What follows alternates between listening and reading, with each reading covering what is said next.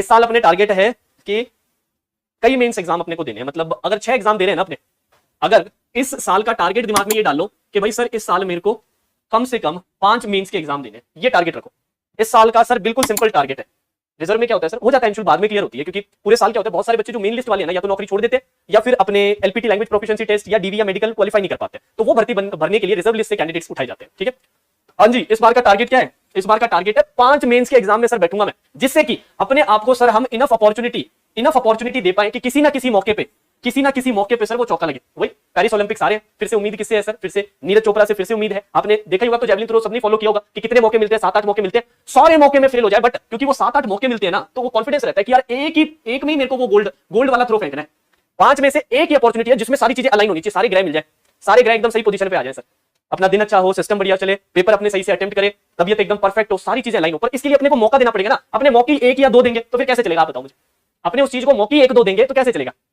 तो अपना टारगेट है 5 मेंस के लिए सेट होंगे, क्योंकि मेंस में आप लोगों की तैयारी अच्छी है दोस्तों, बट आपको उसके लिए ज्यादा फ्रीक्वेंटली सिट करने की कोशिश करनी है सर, है ना। चलो जी, आप बोल तो रहे हो कि 5 मेंस के लिए सिट करना है सर, पर ये होगा कैसे संभव?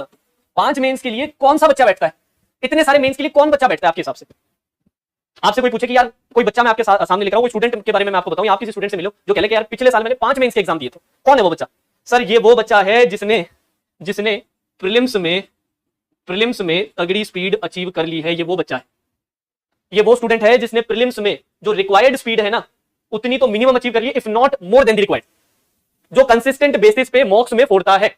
सारों में नहीं फोड़ता, बट अगर आप एक एवरेज लेंगे तो आपको मिलेगा कि ज्यादातर मॉक्स में वो 90+ परसेंटाइल स्कोर कर रहा है, 90 के राउंड की एक्यूरेसी सीधा अचीव कर रहा है। ये वो स्टूडेंट है जिसकी स्पीड बहुत जबरदस्त है, जिसको देख के आप कहते हो यार ये बच्चे इतनी जल्दी कैसे कर लेते हैं। तो ये वही बच्चे हैं, अपने को भी वही बच्चा बनना है। कैसे बनेंगे सर? तरीका बताइए आप। तो तरीका एकदम सिंपल है, आने वाले 15 से 20 दिन का टारगेट बना लो कि यार मेरे को जस्ट आपने सोचा है, अगर आप उस स्टेज पे हो, सारे उस स्टेज पे कोई जरूरी नहीं, आप उस स्टेज पे हो सर मेरे को अभी तक वो स्पीड अचीव नहीं, तो आने वाले 15 से 20 दिन एक टारगेट बना ले कि डेली मेरे को 15% सिटिंग अरेंजमेंट निकालने हैं, टाइमर के साथ निकालने। टाइमर के साथ कैसे? कि मैंने प्रैक्टिस करना स्टार्ट किया, टाइमर ऑन किया, डे 1 का मेरा 15 सेट्स, डे 1 का मेरा ये टाइम है। नंबर डे 2 का देखा, डे 2 में मेरी कोशिश है कि टाइम और कम हो, बाय द एंड ऑफ या फिर बाय डे 15 या डे 20 तक ये टाइम रिड्यूस होते सिग्निफिकेंट अमाउंट में कम हो जाएगा।